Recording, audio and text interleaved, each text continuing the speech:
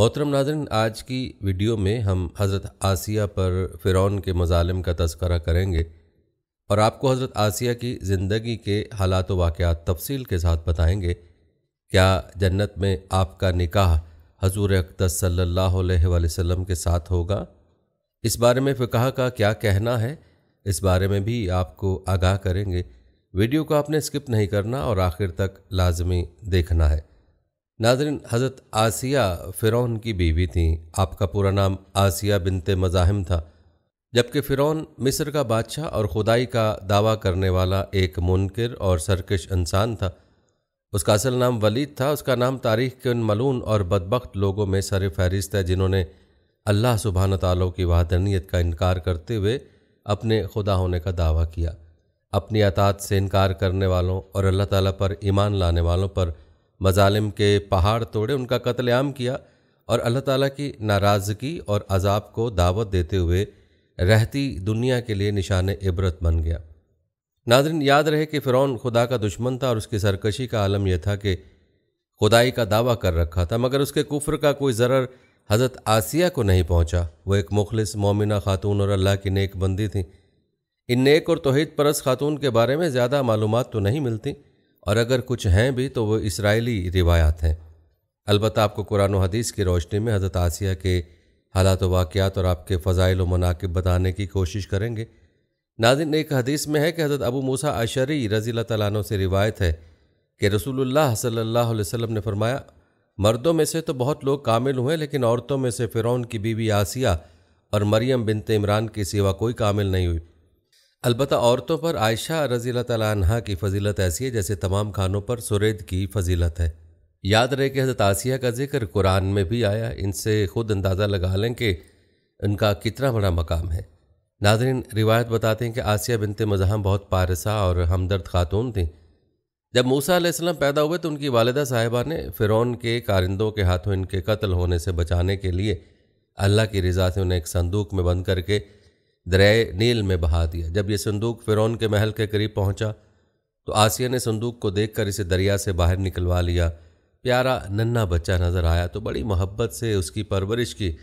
اس واقعے کی مکمل تفصیل آگے چل کر آپ کو بتائیں گے۔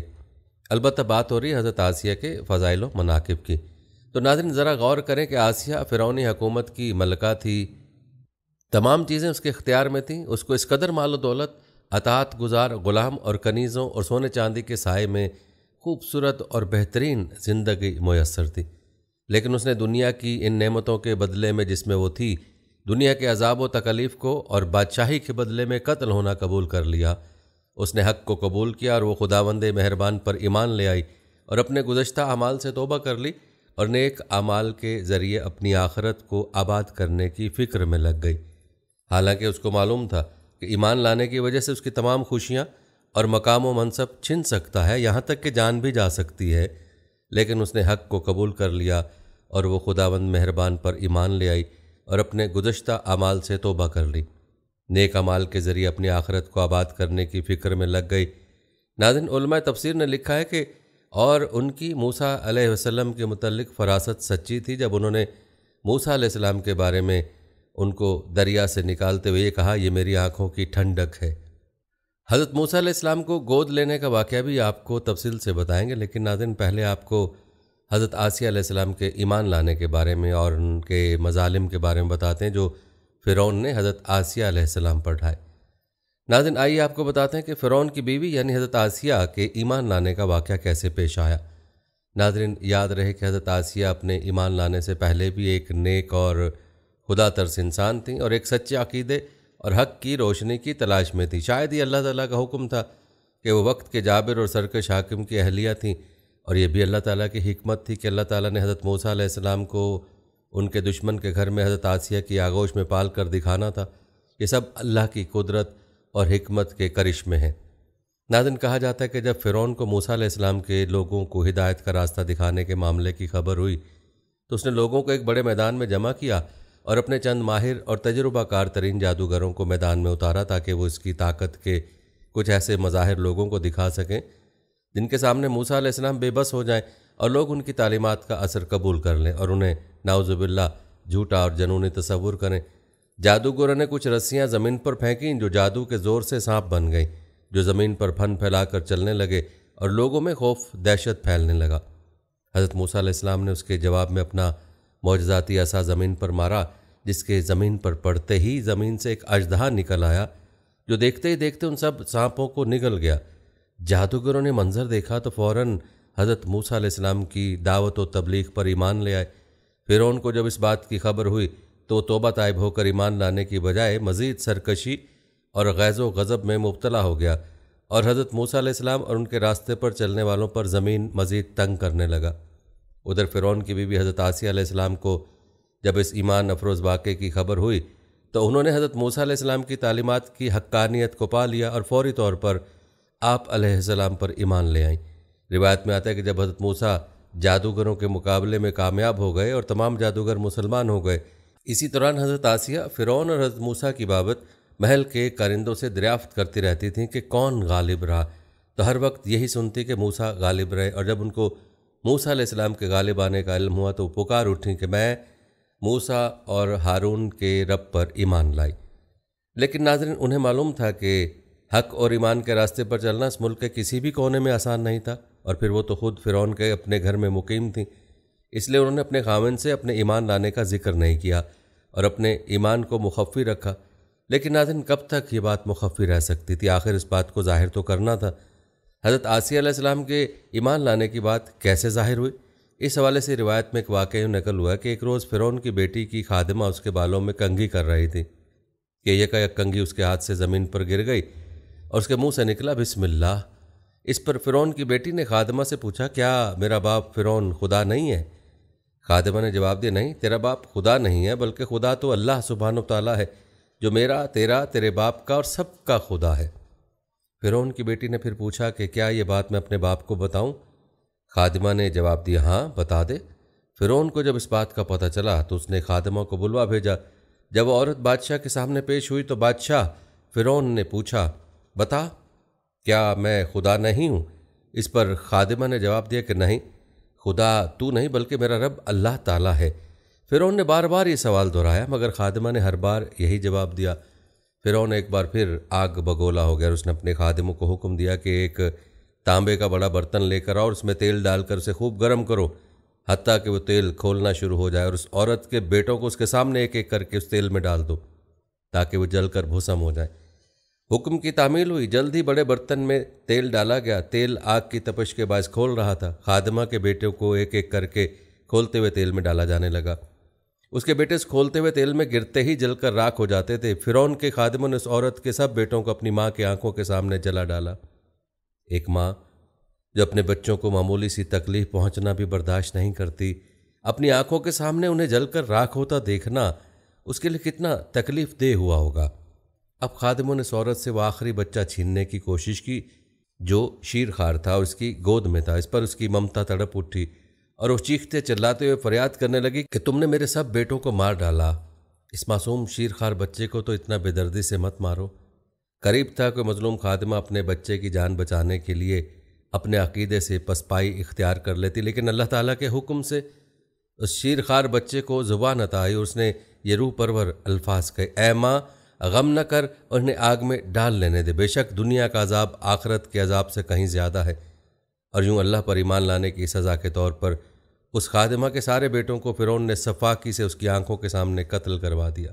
ناظرین، آپ کو بتاتے چلیں کہ بعض روایت میں بیٹوں کی جگہ بیٹیوں کا ذکر ہوا ہے اور بعض میں صرف ایک بیٹی کا۔ البتہ ناظرین، فرعون نے اپنی بیوی حضرت آسیہ علیہ السلام کو اس واقعے کے بارے میں بتایا کہ کیسے اس نے کسی اور خدا کا دعویٰ کرنے والی خادمہ کے بیٹوں کو اس کی آنکھوں کے سامنے زندہ جلایا۔ حضرت آسیہ علیہ السلام جو اب تک اپنی ایمان لانے کی بات اپنے خامند سے چھپائے ہوئے تھیں، یہ بات سن کر کانپ اٹھیں اور بلند آواز میں کہا، تجھے بربادی آ جائے، وہ کون سی چیز ہے جس نے تجھے اللہ تعالیٰ کے سامنے سرکشی اور گمراہی کے لیے اکسا رکھا ہے؟ یہ الفاظ سن کر فرعون حیران رہ گیا۔ اس نے پوچھا، کیا تجھے بھی اس آدمی کی باتیں سننے کے بعد کسی جنون نے آن گھیرا ہے؟ اس پر حضرت آسیہ علیہ السلام نے جواب دیا، یہ جنون نہیں ہے، وہ آدمی اللہ کا نبی ہے اور اس آدمی کی باتیں برحق ہیں، ساری کائنات کا مالک اللہ تعالیٰ ہے۔ اپنی بیوی کے ایمان لانے کا انکشاف ہونے کے بعد فرعون پہلے تو آسیہ علیہ السلام کو لفظی حملوں اور तान व तशनई की अजियत देता रहा और अपने अकीदे से बाज आ जाने के लिए दबाव डालता रहा। और फिर उसने हज़रत आसिया अलैहिस्सलाम की वालिदा से कहा कि वो अपनी बेटी को मना करें। कहते हैं हज़रत आसिया की वालिदा ने भी अलहदगी में अपनी बेटी से बात की और उन्हें फ़िरौन की बात मान लेने को कहा, लेकिन आपने हक़ का रास्ता छोड़ने से साफ इनकार कर दिया। कुछ ही अरसे के बाद फ़िरौन ने अपनी बीवी यानी हज़रत आसिया अलैहिस्सलाम से कहा कि तेरी बेटी को भी तेरी तरह मेरे अलावा किसी और खुदा का जनून सवार हो चुका है, बेहतर है तू बाज आ जा वरना मुझे कुछ तदबीर करना होगी। लेकिन अल्लाह की नेक बंदी अपने फ़ैसले में अटल रही और अपने अकीदे पर सख्ती से कारबंद रही। फ़िरौन ने हज़रत आसिया अलैहिस्सलाम को समझाने में नाकामी पर उन्हें जिस्मानी अजियत देना शुरू कर दी। नाज़रीन, फ़िरौन ने हज़रत आसिया पर फिर क्या क्या जुल्म किए और कैसे आपको कत्ल करवाया ये भी आपको बताएंगे। लेकिन पहले तज़किरा करते हैं हज़रत मूसा अलैहिस्सलाम की पैदाइश का और कैसे वो हज़रत आसिया अलैहिस्सलाम की आगोश में आए और हज़रत आसिया ने हज़रत मूसा अलैहिस्सलाम को किस तरह फ़िरौन के महल में परवान चढ़ाया। नाज़रीन, याद रहे कि फ़िरौन ने हज़रत मूसा अलैहिस्सलाम की पैदाइश को रोकने के लिए लाखों बच्चे कत्ल करवाए थे, लेकिन ये अल्लाह ताला की मंशा थी और अल्लाह की मंशा के मुताबिक हज़रत मूसा अलैहिस्सलाम की पैदाइश होकर रही। जैसे ही मूसा अलैहिस्सलाम पैदा हुए तो नजूमियों ने फ़िरौन को इतला दी कि बच्चा पैदा हो चुका है। इस इतला ने फ़िरौन को बदहवास कर दिया और उसके सिपाह ने घर घर तलाशी शुरू कर दी। हज़रत मूसा अलैहिस्सलाम के भाई हज़रत हारून अलैहिस्सलाम साल अमान में पैदा हुए थे, जबकि हज़रत मूसा अलैहिस्सलाम कत्ल वाले साल में पैदा हुए, मगर अल्लाह ने उनकी हिफाजत का सामान इस तरह फरमाया कि उनकी वालिदा पर मामूल के मुताबिक हमल के आसार ज़ाहिर नहीं हुए, जिससे फ़िरौन की छोड़ी हुई दाइयों की निगाह में ना आई। यूँ विलादत का मरला तो खामोशी से गुजर गया और हुकूमत के इल्म में ना आ सका, लेकिन विलादत के बाद भी कत्ल का अंदेशा मौजूद था। अल्लाह ताला ने उसका हल भी मूसा अलैहिस्सलाम की वालिदा को समझा दिया। चुनाचे उन्होंने बच्चे को संदूक में लिटाकर दरियाए नील में डाल दिया। जैसा कि कुरान पाक में इरशाद है, हमने मूसा की माँ को वही की कि उसे दूध पिलाती रहे और जब तुझे उसकी निस्बत कोई खौफ मालूम हो तो उसे दरिया में बहा देना और कोई डर खौफ या रंजो गम न करना। हम यकीनन उसे तेरी तरफ लौटाने वाले हैं और उसे अपने पैगंबरों में से बनाने वाले हैं। नाज़रीन, अल्लामा तिबरी फरमाते हैं कि हज़रत मूसा अलैहिस्सलाम की वालिदा ने 3 दिन आप अलैहिस्सलाम को दूध पिलाया और चौथे दिन लकड़ी के संदूक में रखकर दरिया में डाल दिया, जबकि बाज़ दीगर मुफस्सरीन ने दूध पिलाने की मुद्दत 3 माह बयान की है। अलबत्ता नाज़रीन, संदूक दरिया में बहता हुआ फ़िरौन के महल के पास पहुंच गया जो लबे दरिया था। फ़िरौन के नौकरों ने संदूक उठाया और फ़िरौन की बीवी आसिया की खिदमत में पेश कर दिया। आसिया बेऔलाद थीं, तो उन्होंने जब संदूक में एक हसीन और जमील चांद जैसे बच्चे को लेटे देखा तो फरिफ्ता हो गईं। बेख्तियार बच्चे को गोद में उठाया और जल्दी से फ़िरौन के पास लेकर बोली, ये मेरी और तुम्हारी दोनों की आंखों की ठंडक है, इसे कत्ल न करना, शायद ये हमें फ़ायदा पहुंचाए या हम इसे अपना बेटा बना लें। सूरह अल-कसस में है। अहलिया की शदीद ख्वाहिश के पेश नज़र फ़िरौन ने बादल नखास्ता परवरिश की इजाज़त दे दी। नाज़रीन, यूँ अल्लाह ताला ने हज़रत मूसा अलैहिस्सलाम को हज़रत आसिया की आगोश में पहुंचा दिया। दूसरी तरफ हज़रत मूसा की वालिदा ने उन्हें दरिया के सपुर्द तो कर दिया था, लेकिन वो बेकरार थीं। चुनाचे उन्होंने हज़रत मूसा अलैहिस्सलाम की बहन मरियम बिनते इमरान को भाई की खबर गिरी के लिए भेजा।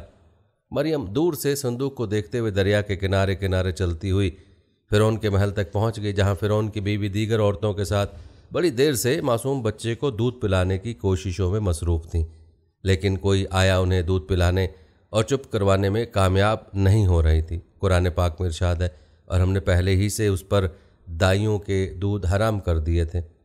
जो वक्त गुजरता जा रहा था, बच्चे की भूख बेताबी देखकर आसिया की बेचैनी बढ़ती जा रही थी। हज़रत मूसा अलैहिस्सलाम की बहन मरियम दरवाजे पर खड़ी ये सब मंजर देख रही थी। बिलाखिर बोल पड़ी, क्या मैं तुम्हें ऐसा घराना बताऊं कि जो तुम्हारे लिए इस बच्चे को पालें और इसकी खैर ख्वाही से परवरिश करें। सूरह अल-कसस में है। फ़िरौन की बीवी की ख्वाहिश पर मरियम जल्दी से जाकर अपनी वालिदा को महल में ले आईं और हज़रत मूसा अलैहिस्सलाम ने फौरी तौर पर अपनी वालिदा की छाती से लगकर दूध पी लिया। यूँ अल्लाह ने आपकी वालिदा से किया हुआ वादा पूरा कर दिखाया, जैसा कि इरशाद बारी ताला है, तो हमने उनको उनकी माँ के पास पहुँचा दिया ताकि उसकी आंखें ठंडी हों और वो गम ना खाएं और जान लें कि अल्लाह का वादा सच्चा है, लेकिन अक्सर लोग नहीं जानते। नाज़रीन, रिवायत में आता है कि आसिया ने हज़रत मूसा अलैहिस्सलाम की वालिदा से इस्तदा की कि वो महल ही में रहने लगे और उस बच्चे की परवरिश करें, लेकिन उम्मे मूसा ने इनकार कर दिया कि मेरे शौहर और बच्चे परेशान होंगे। इस पर आसिया बच्चा उन्हें देने पर मजबूर हो गई।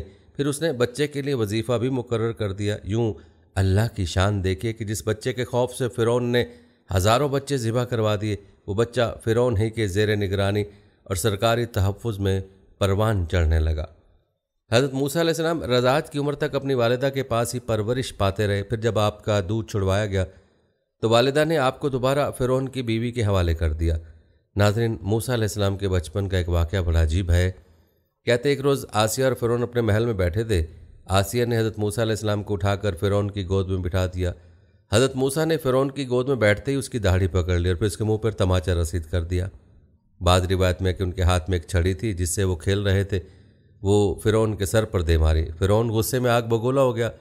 وہ کہانوں کی بچہ پیدا ہونے کی پیشگوئی پر پہلے ہی بڑا فکر مند تھا۔ کہنے لگا مجھے لگتا ہے کہ یہی وہ بچہ ہے، اور اس نے بچے کے قتل کا حکم دے دیا۔ آسیہ یہ دیکھ کر سخت پریشان ہو کر بولیں، یہ معصوم بچہ ہے، اسے کسی چیز کی عقل نہیں ہے، اس نے ایسا نادانی میں کیا ہے۔ بادشاہ سخت غصے میں تھا اور اسے بچے سے خوف آنے لگا تھا۔ بولا میں اسے قتل کر کے رہوں گا۔ آسیہ نے کہا اچھا آپ ذرا توقف کریں، اس کا امتحان لے لیتے، ابھی معلوم ہو جائے گا کہ اس نے حرکت نادانی میں کی ہے یا جان بوجھ کر۔ یہ کہہ کر انہوں نے 2 تشت منگوائے، ایک میں دہکتے انگارے اور دوسرے میں سرخ یاقوت۔ پھر فرعون سے بولیں دیکھیں اگر اس بچے میں عقل ہوئی تو یاقوت اٹھائے گا، ورنہ انگاروں کی طرف ہاتھ بڑھائے گا۔ دونوں تشت حضرت موسیٰ علیہ السلام کے سامنے رکھ دیے گئے۔ روایت بتاتے ہیں کہ آپ علیہ السلام نے یاقوت کی جانب ہاتھ بڑھائے، لیکن حضرت جبرائیل علیہ السلام نے فوراً ان کے ہاتھ کو انگاروں کی طرف بڑھا دیا۔ آپ علیہ السلام نے ایک انگارہ اٹھا کر منہ میں رکھ لیا، جس سے زبان جل گئی اور آپ علیہ السلام رونے لگے۔ فرعون نے جب یہ دیکھا تو خاموش ہو گیا اور اپنا فیصلہ تبدیل کر دیا۔ کہتے ہیں زبان کے جل جانے ہی کی وجہ سے حضرت موسیٰ علیہ السلام کی زبان میں لکنت پیدا ہو گئی تھی۔ ناظرین، قرآن پاک میں ارشاد باری تعالیٰ ہے اور جب موسیٰ علیہ السلام جوانی کو پہنچے اور بھرپور جوان ہو گئے تو ہم نے ان کو حکمت اور علم عنایت کیا، اور ہم نیکوکاروں کو ایسا ہی بدلہ دیا کرتے ہیں۔ البتہ ناظرین، حضرت موسیٰ علیہ السلام شاہی محل میں آسیہ کی زیر نگرانی پرورش پاتے ہوئے جوان ہو گئے۔ آپ علیہ السلام نہایت خوبصورت، طاقتور، سمجھدار اور دانا انسان تھے، اور مصر میں فرعون کے لیپالک بیٹے کے طور پر مشہور تھے۔ اسی وجہ سے ان کا رعب و دبدبہ بھی بہت تھا۔ حضرت موسیٰ کو اس بات کا علم تھا کہ وہ فرعون یعنی قبطی نہیں بلکہ اسرائیلی ہیں، لہٰذا جب فرعون اس کی حواریوں اور سپاہ کی جانب سے اسرائیلیوں پر ظلم ڈھائے جاتے تو آپ علیہ السلام کو بے حد دکھ ہوتا۔ اکثر اس ظلم کے خلاف آواز بھی بلند کرتے اور بے قصور اسرائیلیوں کی مدد بھی کرتے۔ کہتے ایک دن حضرت موسیٰ علیہ السلام محل سے نکل کر شہر کا گشت کر رہے تھے۔ آپ علیہ السلام نے دیکھا کہ ایک قبطی کسی اسرائیلی کو بری طرح زد و کوب کر رہا ہے۔ یہ منظر دیکھ کر آپ رک گئے۔ اسرائیلی نے جب آپ علیہ السلام کو دیکھا تو مدد کے لیے پکار اٹھا۔ حضرت موسیٰ علیہ السلام دونوں کے قریب گئے اور قبطی کو روکنے کی کوشش کی، لیکن وہ ظلم سے باز نہ آیا۔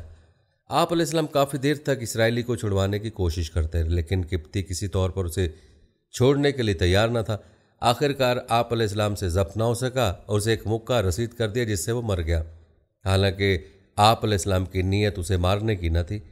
ناظرین، یہ واقعہ کافی لمبا ہے، البتہ یہی وہ واقعہ تھا جس کی وجہ سے موسیٰ علیہ السلام کو مصر چھوڑنا پڑا۔ پھر آپ علیہ السلام کئی سال تک واپس نہیں لوٹے۔ آپ علیہ السلام نے شعیب علیہ السلام کی بکریاں چرائیں اور آپ علیہ السلام کی شادی ہوئی، اور سالوں بعد جب واپس لوٹے تو اللہ تعالیٰ نے آپ علیہ السلام کو نبوت دے کر فرعون کی طرف بھیجا، اور آپ علیہ السلام نے فرعون کو اللہ کی طرف بلایا۔ اس کے بعد کے وہ واقعات ہیں جو جادوگروں کے ساتھ پیش آئے، اور اس کے بعد ہی حضرت آسیہ موسیٰ علیہ السلام پر ایمان لائیں، جس کا تذکرہ آپ نے ملاحظہ کیا۔ تو یاد رہے کہ حضرت آسیہ نے اللہ پر، اس کے نبی پر ایمان کے مقابلے میں اپنی شاہانہ زندگی کو قربان کیا۔ ان کے پاس اس دنیا کی عیش و عشرت کے تمام سامان موجود تھے، نوکر چاکر، راحت و آرام اور ہر نعمت ان کو میسر تھی، لیکن سب کو چھوڑ کر اللہ پر ایمان لائیں، اور فرعون کے مظالم کے باوجود ایمان کو نہ چھوڑا اور اللہ کے ہاں یہ مقام پایا۔ آپ کی زندگی کی مکمل تفصیل ہم بیان کر چکے ہیں۔ ناظرین، یہ عظیم کردار ایک عورت کو اس کی حیثیت کی راہ دکھلاتا ہے، اور ظاہری عیش و عشرت، بناؤ سنگھار، شاہانہ زندگی کو اللہ کی رضا کی خاطر اس کی محبت کے لیے قربان کر دینے کا درس دیتا ہے۔ ایسا کرنے پر اللہ وہ مقام عطا فرماتا ہے کہ وہ نبیوں اور رسولوں کی بیویوں اور بیٹیوں کے ساتھ ملا دیتا ہے، مگر شرط یہ ہے کہ انسان اللہ اور اس کے رسول صلی اللہ علیہ وسلم اور اس کے دین کی خاطر دنیا کی ظاہری عیش و عشرت سے کنارہ کش ہو جائے۔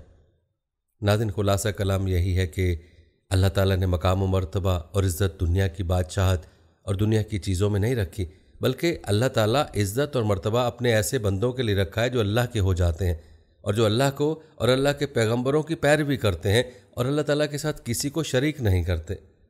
ناظرین، حضرت آسیہ اور فرعون کا واقعہ اس بات کی واضح دلیل ہے کہ فرعون، جس کے پاس دنیا کی بادشاہت تھی، طاقت تھی، دولت تھی، دنیا کی حکومت اس کے پاس تھی، لیکن اس کو دنیا کی یہ طاقت दौलत और बादशाहत कुछ काम ना आ सकी और आज भी दुनिया वालों के दिलों में इसकी नफ़रत मौजूद है। किसी को फ़िरौन कह दो तो आपका सर फोड़ने के लिए तैयार हो जाता है।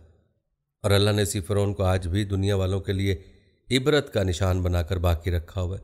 जबकि हज़रत आसिया को अल्लाह ताला ने वो मकाम अता फरमाया कि हर कोई उनका नाम इज़्ज़त व तकरीम के साथ लेता है, और अल्लाह ताला ने आपकी मिसाल अपने कुरान में बयान फरमाई है। नाज़रीन, हज़रत आसिया सलामुल्लाह अलैहा के मकाम व मर्तबा तो आप मुलाहज़ा कर ही चुके हैं। आइए अब आपको ये भी बताते हैं कि हज़रत आसिया के शोहर फ़िरौन का अंजाम क्या हुआ, जिसने आप पर जुल्म व तशद्दुद करके आपको शहीद कर दिया था। तो चलिए आपको कुरान व हदीस की रोशनी में फ़िरौन के अंजाम के बारे में बताते हैं, और ये भी बताते हैं कि फ़िरौन की लाश कब दरियाफ्त हुई और कैसे उसको अल्लाह ताला ने निशान इबरत बनाया हुआ है।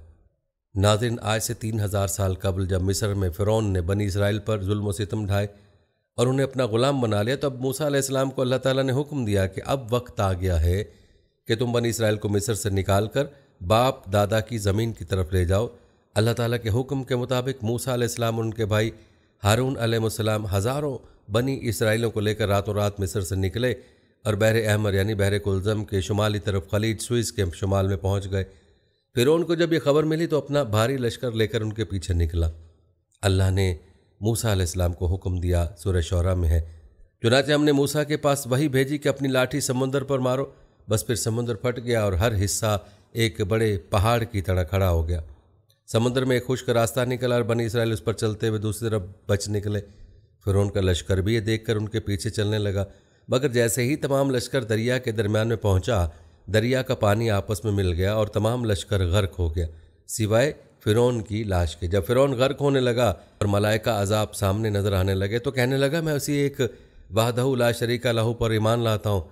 मगर अल्लाह की तरफ से जवाब दिया गया, जवाब मिला कि अब ईमान लाता है, हालांकि तू पहले नाफरमानी करता रहा और मुफसिद बना रहा, तो आज हम तेरे बदन को दरिया से निकाल लेंगे ताकि तू पिछलों के लिए इबरत हो, और बहुत से लोग हमारी निशानियों से बेखबर हैं। कुरान ने कह दिया कि फ़िरौन की लाश इबरत का निशाना बनकर रह जाएगी। कुरान की तालीम सही साबित हुई। फ़िरौन की लाश 1881 को बहर अहमर से मिली और आज मिस्र के अजायब खाना में महफूज है। फ़िरौन ने खुदा होने का दावा किया और अल्लाह ताला ने उसे गर्क करके उसकी लाश को निशान इबरत बना दिया। नाज़रीन, एक खबर रसा वेबसाइट की मालूमात के मुताबिक फ़िरौन की लाश की लंबाई 202 सेंटीमीटर है। फ़िरौन की लाश 1235 कबल मसीह में समुद्र में डूबी हुई थी। 3116 साल समुद्र में पड़े रहने के बावजूद बग़ैर गले सड़े महफूज है। ये वाक़ई इस बात का सबूत है कि कुरान मजीद एक अलहामी किताब है। अजायब घर में बाकी बादशाहों की हनूत की मम्मियाँ मौजूद हैं, मगर गौर तलब बात यह है कि फ़िरौन की मम्मी नहीं है। फ़िरौन वाहिद है जिसकी लाश मम्मी नहीं है। फ़िरौन वाहिद है जिसकी लाश पर गोश्त रोज़ तरोताज़ा लगता है और गोश्त बढ़ता रहता है। हर साल 15 मार्च को म्यूज़ियम में रखी फ़िरौन की लाश पर चूहे छोड़े जाते हैं, जिसका फालतू गोश्त नोच कर खा जाते हैं। फिर दोबारा लाश की ड्रेसिंग करके शीशे में रख दिया जाता है। कहा जाता है कि यहूदियों और ईसाइयों के अकीदे के मुताबिक फ़िरौन की तमाम फ़ौज तो गर्क हो गई थी, मगर फ़िरौन किनारे पर होने की वजह से बच गया और बाद में अपनी तिबई मौत मरा था। 1898 में मिस्र में पुराने मकबरे दरियाफ्त हुए, जिसमें फ़िरौन समेत दीगर बादशाहों की हनूत शुदा लाशें दरियाफ्त हुईं। इस दरियाफ्त के 63 साल बाद 1981 में जब फ़िरौन की मम्मी ख़राब होने लगी तो मिस्री हुकूमत ने फ़्रांस से दरख्वास्त की कि वो फ़िरौन की मम्मी को ख़राब होने से बचाए और उसकी मौत की असल वजह दरियाफ्त कराए। फ़िरौन की लाश मिस्र से फ़्रांस लाई गई और माहिर डॉक्टरों ने, जिसके सरबराह मोरिस बकाइल थे, मुख्तलिफ टेस्ट किए। पता ये चला कि फ़िरौन की लाश पर समुद्री नमक के ज़र्रात थे, जो इस बात का वाज़ेह सबूत है कि उसकी मौत समुद्र में हुई। जब डॉक्टर मोरिस बकाइल को बताया गया कि मुसलमानों की मुक़द्दस किताब में लिखा हुआ है कि फ़िरौन को गर्क करके उसकी लाश को इबरत के लिए महफूज कर दिया, ये सुनकर डॉक्टर हैरान हुए और हकीकत जानने के लिए मुसलमान साइंसदान से रजू किया। उन्हें सूरह यूनुस की आयत नंबर 90-92 पढ़कर सुनाई गई। इन आयत को सुनकर उन्हें बहुत हैरत हुई कि कुरान का नज़ूल फ़िरौन की मौत से 2000 साल बाद हुआ और कोई फ़िरौन की लाश के मुताबिक नहीं जानता था, लेकिन कुरान की पेशन कोई सच साबित हुई और उन्होंने इस्लाम कबूल किया। नाज़रीन, ये है अल्लाह की कुदरत के करिश्मात कि अल्लाह ताला ने कैसे फ़िरौन को इबरत का निशान बनाया और उसकी लाश आज भी लोगों की इबरत के लिए सलामत है। नाज़रीन, कहते हैं कि मिस्र में पुराने ज़माने में लोग लाशों को ऐसा मिसाला लगाते थे जिससे लाशें महफूज रहती थीं। वो लोग आंतें निकाल कर बाहर फेंक देते थे और जिस्म पर मिसाला लगाकर उस पर पट्टियाँ बांध देते, जिसके बाद लाशें महफूज हो जाती थीं और वो जिस्म आज तक ठीक पड़े हुए हैं। کچھ انہوں نے پٹیاں اتار دیں، جن کی پٹیاں اتار دیں ان کی کھال پتہ لگتا ہے کہ یہ مردہ کی کھال ہے، چٹکی ہوئی، ٹوٹی ہوئی، کٹی ہوئی، چہرے ایسے کہ پتہ لگتا ہے کھال نام کی کوئی چیز موجود ہے۔ کھال اتری نہیں، آنکھوں میں سوراخ نہیں ہے، پاؤں چٹکے ہوئے، انگلیاں چٹکی ہوئی ہیں۔ فرعون وہ واحد شخص ہے جس کی لاش پر گوشت تر و تازہ ہے، لگتا ہے ابھی کسی نے اس کو سلایا ہے، بلکہ اس کی لاش پر گوشت بڑھتا رہتا ہے۔ اس بارے میں یہ بھی انکشاف ہوا ہے کہ ہر سال 15 مارچ کو انہوں نے اسی میوزیم میں چوہے رکھے ہوئے ہیں جو اس کے اوپر چھوڑتے ہیں، اس کا بڑھا ہوا گوشت کھا جاتے ہیں اور پھر اس کی ڈریسنگ کی جاتی ہے اور اس کو شیشے میں رکھا جاتا ہے۔ پڑا ہوا لگتا ہے کہ ابھی کوئی سویا ہوا آدمی ہے، بالکل بال صحیح، آنکھیں صحیح، ہر چیز بالکل صحیح سلامت، اور لگتا نہیں ہے کہ 3500 سال پرانی ممی ہے۔ کہتے ہیں کہ ایک دفعہ موسیٰ نے پوچھا، یا اللہ تو فرعون کو اتنی مہلت کیوں دیتا رہا، حالانکہ وہ یہ دعویٰ کرتا تھا کہ میں خدا ہوں؟ تو اللہ تعالیٰ نے فرمایا، یہ کمبخت اپنی رعایا میں عدل کرتا تھا، میں اس لیے اس کو مہلت دیتا رہا، جب اس نے ظلم کیا تو پھر پکڑا۔ یاد رہے کہ موسیٰ علیہ السلام اور ہمارے نبی صلی اللہ علیہ وسلم میں 2000 سال کا فرق ہے، اور اللہ تعالیٰ نے وحی کے ذریعے خبر دی کہ اللہ نے فرعون کو نشان عبرت بنایا ہے۔ ناظرین، قرآن ہمیں تنبیہ کرتا ہے کہ روئے زمین پر وہ قومیں نشان عبرت بنا دی گئیں جنہوں نے فطرت کے متعین اصولوں کا انکار کر کے اللہ پاک کے منتخب نمائندوں یعنی رسولوں اور انبیاء کرام سے بغاوت کی۔ یہ قومیں مال و دولت، عزت و ثروت، سلطنت و حکومت، شان و شوکت، طاقت و قوت میں اپنی مثال آپ تھیں۔ ان جیسی قومیں دنیا میں کبھی وجود میں نہیں آئی تھیں، مگر جب انہوں نے نظام قدرت کے خلاف بغاوت کر کے شہوانی اور نفسانی خواہشات کی پیروی کی، اپنا نسب العین بنایا، تو قومیں ایسی نشان عبرت بنا دی گئیں کہ اللہ تعالیٰ نے قیامت تک آنے والی نسلوں کو بھی ان کی داستان عبرت سنائی، تاکہ آنے والی نسلیں اپنے کامیابی کی منزلیں تلاش کرنے سے قبل ایک نظر ماضی کے ان صفحات عالم پر بھی ڈالیں کہ کہیں تم بھی عزت کے معراج ان اشیاء کو نہ سمجھ لو جیسے ماضی کی برباد قوموں نے سمجھا تھا، پھر ان کے ہاتھ سوائے ناکامی و نامرادی کے کچھ بھی نہ آئے۔ ناظرین، یاد رہے کہ حکومت کامیابی کی علامت نہیں ہے۔ جو لوگ یہ سمجھتے ہیں کہ حکومت ہی تمام کامیابیوں کا منبع ہے، وہ فرعون، نمرود، شداد، چنگیز، ہلاکو، اسکندر اعظم کے انجام کو بھی دیکھ لیں کہ ان جیسی طاقتور حکومتیں آج تک کسی کو میسر نہ آ سکیں، تو کیا وہ حکمران کامیاب ہو گئے تھے؟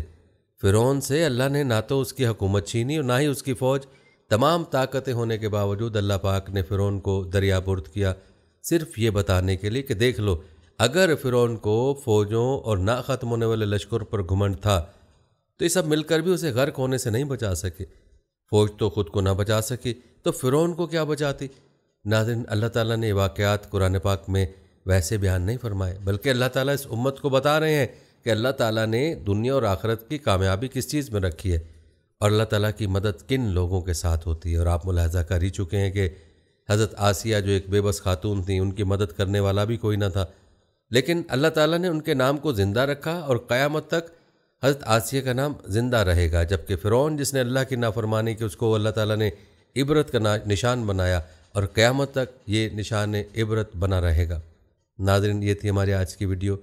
جانے سے پہلے ویڈیو کو شیئر ضرور کیجیے گا۔ ہم امید کرتے ہیں کہ آپ کو ہماری آج کی ویڈیو ضرور پسند آئی ہوگی۔ اگر آپ کو ہماری آج کی ویڈیو پسند آئی ہے تو سب سے پہلے تو اس کو لائک کریں اور اپنی رائے کا اظہار کمنٹ سیکشن میں لازمی کریں۔ آخر میں آپ سے ایک بار پھر درخواست ہے کہ آپ ہمارے چینل کو ضرور سبسکرائب کر لیں اور ساتھ ہی لگے گھنٹی کے بٹن کو بھی کلک کریں تاکہ آپ کے پاس ہمارے آنے والی مزید ویڈیوز کا نوٹیفیکیشن بر وقت ملتا رہے۔ اللہ تعالیٰ آپ کو